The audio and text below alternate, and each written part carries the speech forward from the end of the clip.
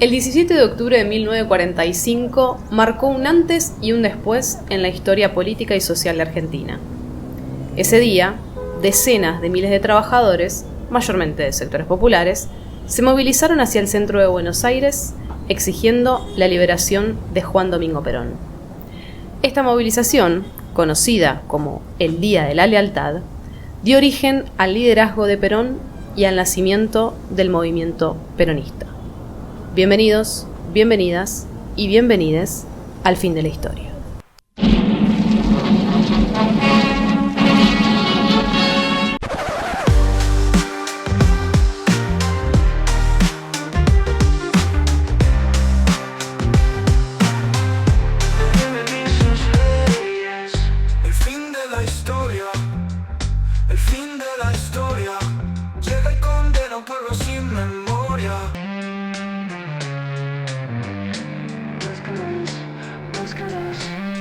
Muy buenas tardes, compañeros, ¿cómo les va? Buenas tardes, ¿cómo están todos? ¿Cómo están todas?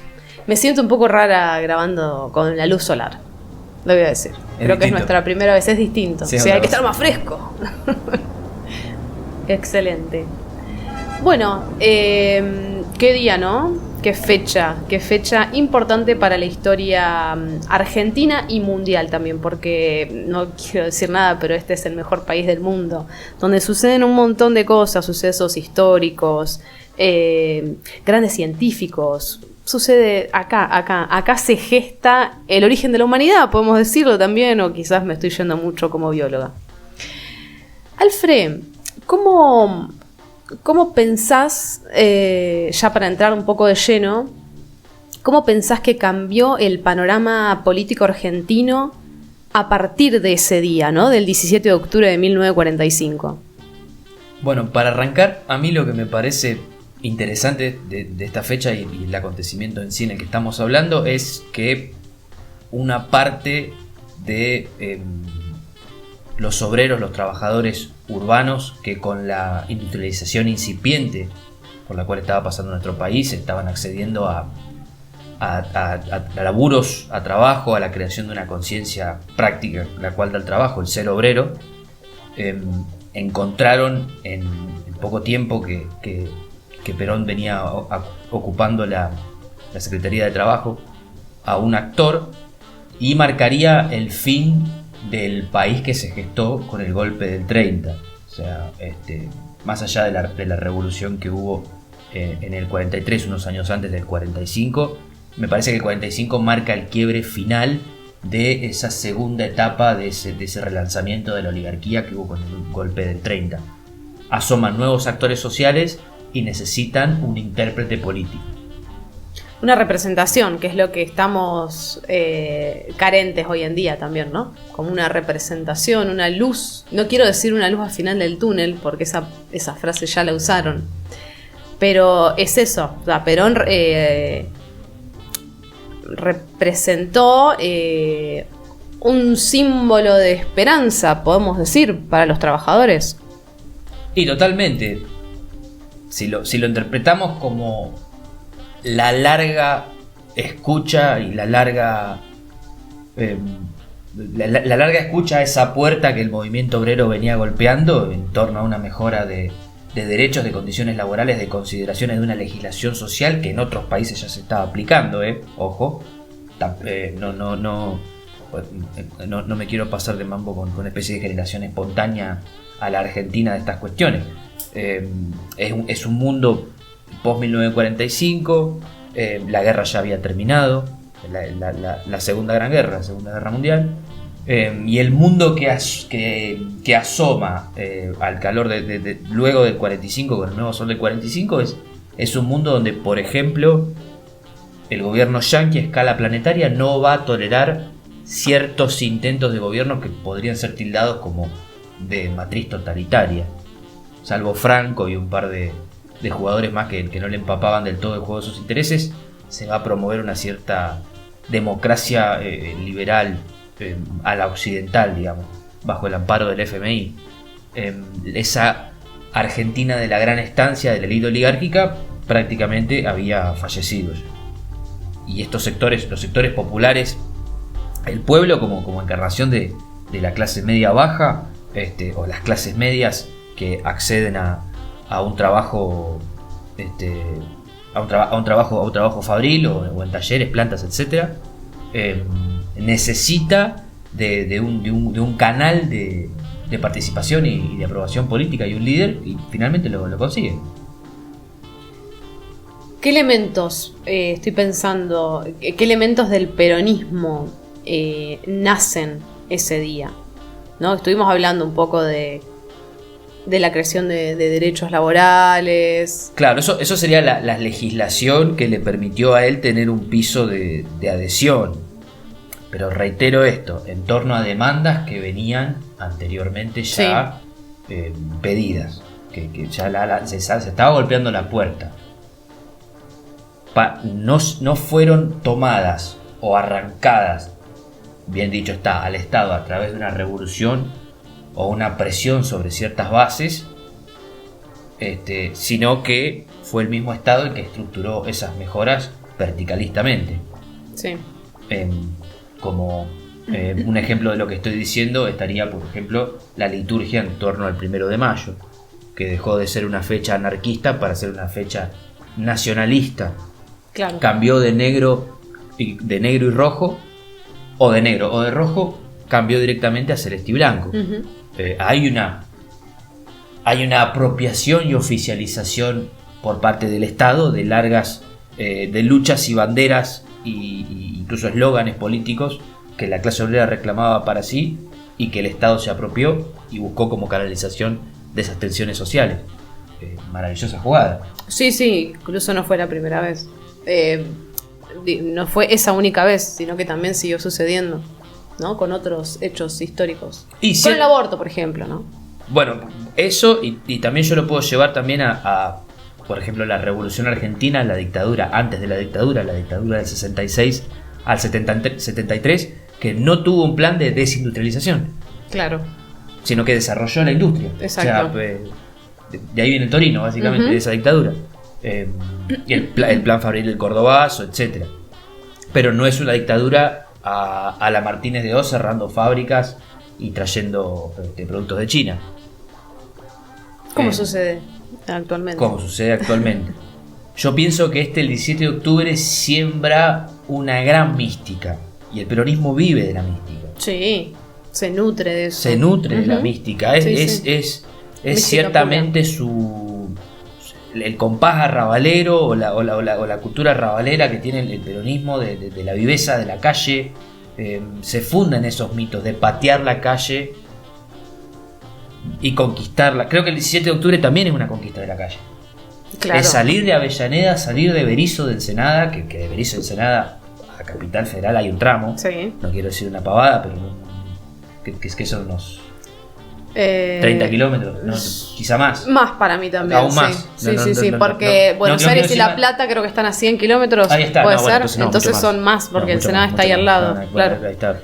80 kilómetros. Ubicación pampeana. Bueno, pero pensando en el movimiento, en el traslado de la gente y a su vez otra cuestión a destacar del 17 que me parece importante, que más allá de las interpretaciones, así sean academicistas, sociales, clasistas, psicológicas, culturales, una más gorila, más brutalista, otra más centrada en la tradición de izquierda, que la vería como una especie de anomalía política o una especie de síntesis de políticas de izquierda pero realizadas por derecha, en esa especie de mejunje ideológico al cual uno no puede escapar porque así es la vida, política es la vida. Destaco la espontaneidad. Todas las investigaciones destacan la espontaneidad, ¿sí? Que está completamente separado de la lógica de el chori y la coca, el chori y el vino, ¿sí? Sí. Como acto de movilidad. Las interpretaciones generales del 17 dicen, todas concluyen en general que fue una manifestación espontánea. Y creo que en esa manifestación espontánea o en avisorar ese movimiento espontáneo de las masas es que también se fundó o se estableció el pánico de la clase media o la clase media alta de Capital Federal. Claro. De ahí, de ese mito fundante, por eso digo, perdón, no quise decir mito fundante, de esa representación en torno a los que se movilizan el 17 de octubre como gran miedo clase mediero, yo creo que es un oleaje de representaciones y de proyecciones que llega hasta el día de hoy y que impregna los discursos, fundamentalmente en torno a la seguridad. ¿Qué quiero decir con esto? El sentido del llamado a señor policía que hace una familia morocha de Avellaneda acá caminando por Núñez o por Montserrat, ¿qué hacen estos que no son de acá?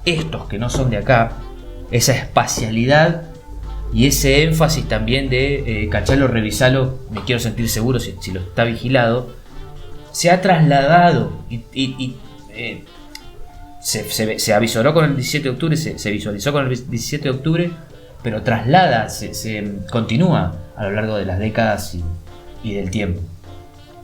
Exacto. A mí eso, por ejemplo, es lo que a mí me resulta interesante. Claro, es como para darle una frase, es como la modificación del espacio público. Exacto, sí, totalmente. Es como... no es una victoria, pero sí es... ¿cómo puedo decirlo? Bueno, es la primera vez básicamente que los obreros van al centro de la ciudad de Buenos Aires, básicamente, a exigir, ¿no? Bueno, la liberación de Perón en este caso exactamente. Y reclamar derechos laborales mínimos. Exactamente, hasta también, bueno, es un poco lógico, pero también llama la atención. También esto marca una constancia de conciencia. O sea, marca también un establecimiento de conciencia.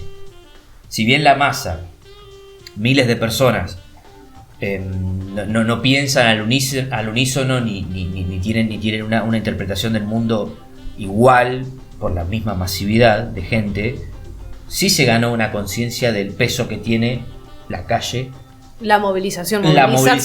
Sí como resultadismo, ¿sí? Eso es algo que realmente uno se puede dar cuenta. Y eso nace ese día, ¿o no? Totalmente. Yo algo que uno lee artículos, lee ciertas investigaciones o incluso escribe las palabras, da un enter en un buscador común.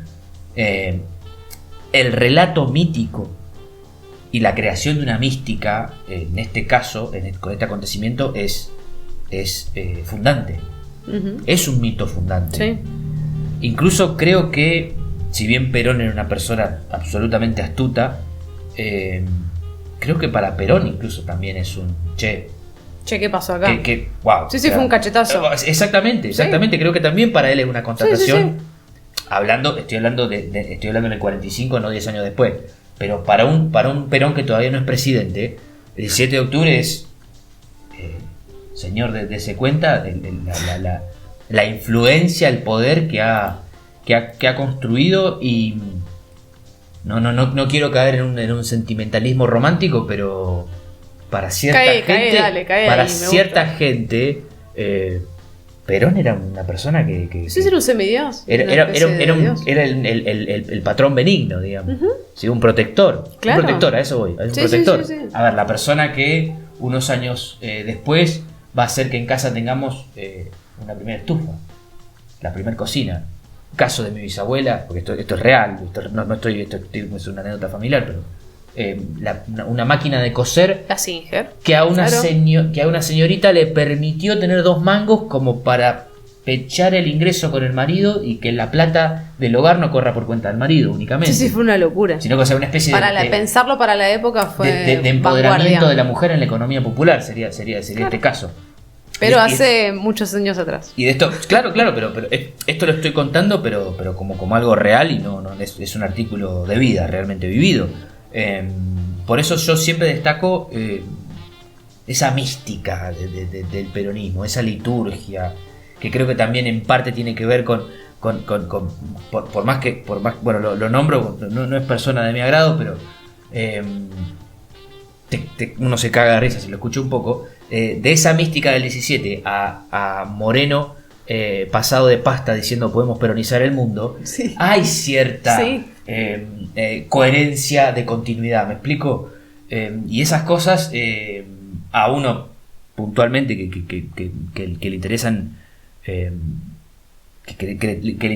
le interesa esta información, es llamativo y es interesante, incluso tiene algo de comicidad, ¿no? Ujú. El mito fundante. Sí, sí, tal cual. Volviendo un poquito esto al espacio urbano, ¿no? A la ocupación del espacio urbano por las clases populares. ¿Qué pasó ese día? ¿Cómo fue? Bueno, en tanto esto que me estás preguntando vos, para los porteños era detenerse ante un espectáculo inédito, observar desde el balcón, desde la casa, lo que ellos realmente consideraban una horda. Y digo horda en el sentido de cual monstruitos del Señor de los Anillos, universo Warcraft, LOL, etcétera, ¿sí? Orcos, básicamente. Que de hecho orcos es un término que se usa al día de hoy por el antiperonismo y los Fran Pajap y todos esos, de esa horda de pajas, un insulto hacia el antiperonismo es ese, orcos. Y a su vez es el nombre con que los ucranianos designan a los rusos. Y estos chabones son fans de Ucrania, Zelensky, etcétera. Claro. Está todo conectado, señora, señor. Todo conecta con Está todo conectado, Todo conectado, señora, señor. En esa descalificación, en ese insulto, en esa apelación peyorativa que incluso corría por cuenta del cheto más ignorante al cheto más culto, porque la gente incluso de la revista Sur, una Victoria Ocampo, un Borges ya DILF en sus 40, pero también con un reconocimiento mundial, ellos mismos como intelectuales se preguntaban qué onda, qué pasa, quiénes son, de dónde vienen, por qué visten así, son otros colores de piel, De piel, de ropa, incluso sí, hay todo. otros acentos que no son el de la ciudad, personas que hablan que hablan con acento tucumano, que hablan con acento jujeño, después está el acento de clase. Les resultaba chocante para los porteños blancos y posicionados la vociferación de mujeres y hombres mal vestidos, su ropa sucia, otros con otros rostros y colores de piel insólitos, recorriendo la ciudad y haciéndose escuchar con sus cántitos. La zona céntrica y los baños aledaños presenciaron este espectáculo, llegando el sol del mediodía. Esa Buenos Aires, que se interpretaba para sí como una París sudamericana, con su faceta europea, su tez blanca y su acento italianizado, va a encontrar que tiene realmente una identidad que es de otro color, que habla de otra forma, que viene de otros barrios, que se manifiesta, que para ellos es la chusma, es la vuelta de la vieja idea de la barbarie sarmientina. Claro. Son negros, cabecitas negras, son tribus, son malevos, es el malón. Amenaza esa esperanza de paz porteña y cheta. Amenaza, al fin y al cabo, sus privilegios. Y lo cito acá a Bourdieu: en la estigmatización de un barrio estigmatizado o de una zona marginal, se degrada simbólicamente también a quienes lo habitan. Personas que habitan esos barrios, se hace lo mismo con las personas y se hace lo mismo con el barrio. Se estigmatiza al ser y al espacio. Esa estigmatización territorial refuerza el encadenamiento a un lugar. Usted, morocho, se queda ahí, no pasa la vía. Ejemplo acá en Santa Rosa. Pasa la vía, adentro del patrullero lo llevo de vuelta para aquella zona. Ese encadenamiento de un lugar, de los sectores con menos capitales, los amarra, por ejemplo, a las peores áreas de la ciudad, ¿sí? En cuanto a la falta de servicios, de saneamiento, etcétera, etcétera, etcétera. Eso constituye, a su vez, la marginalidad misma de la pobreza. Creo que el 17 de octubre, si bien ya es una fecha por la cual pasaron prácticamente casi unos 90 años prácticamente, hizo saltar por el aire esa espacialidad urbana asignada. Ejemplo, las patas en la fuente. Las patas en la fuente, Las claro. patas en la Las fuente. patas en la fuente es una frase que conocemos mucho y claramente es algo que les molestaba, ¿no? Me imagino a la señora mirando desde el balcón como ¿Qué en hacen? cabeza. ¿Qué hacen? ¿Qué hacen? ¿Quiénes son? Mojándose. ¿De dónde vienen? Claro. O sea, es una interpelación y es una interrogación que transite, que traspasa la fase solamente de la anécdota. Claro. Son otras clases sociales, otro acento de clase, otras pieles, Otras culturas. otras culturas, otra vestimenta, ¿sí? Y los tengo yo. Cuando la criada sale a lavar la ropa o lo que sea, me grita señora, venga, que quiénes son. Claro. Esa explosión del cimiento de sentido que lleva a una adecuación espacial o a una ubicación espacial en tanto nosotros centro, ellos marginalidad, me parece fantástica, me parece la rebelión perfecta. Sí, totalmente. Mi abuelo fue a lavarse las patas. Mi abuelo trabajaba en Gas del Estado. Súper peroncho, ¿no? Por supuesto. Mi vieja, yo no lo conocí, pero mi vieja me contaba que en su casa había una foto de Perón y una foto de Evita. Y mi abuelo me contaba que se fue a lavar las patas, que se fue a Buenos Aires a pedir la liberación de Perón y que se lavó las patas en la fuente. Un descamisado. Un descamisado. Años más tarde, obviamente en el podcast acá se cuenta todo, ¿no? Salen a la luz muchas cosas. Años más tarde, mi bisabuela, o sea, la mamá de mi abuelo, conoce a un tipo y lo convierte en el padrino de mi tío. Y resulta que ese tipo que salía con mi bisabuela era el chofer de Perón. ¡Wow! ¡Wow! Mi bisabuela salía con el chofer de Perón. Muy bizarro todo. La vieja era antiperonista, eso también es muy bizarro. La vieja esta, mi bisabuela, se creía una señora, ¿no? De la aristocracia porteña. Podemos decir que la calentura vence la ideología política. Sí, podemos cerrar con eso. Sí. La calentura vence A la ideología política. Está más allá. Está mucho más allá. Los movimientos sociales, como el 17 de octubre, no solo transforman las relaciones de poder, sino también el espacio en el que esas relaciones se desarrollan. ¿Tenemos algo más para comentar? Cierro con unas palabras de John William Cook, cuando él pensaba luego el 17 de octubre desde los años 50 a los años 60, ¿no? A posteriori. El 17 de octubre funda, al decir de John William Cook, el hecho maldito del país burgués, la muerte final del país chacra, del país estancia para unos pocos.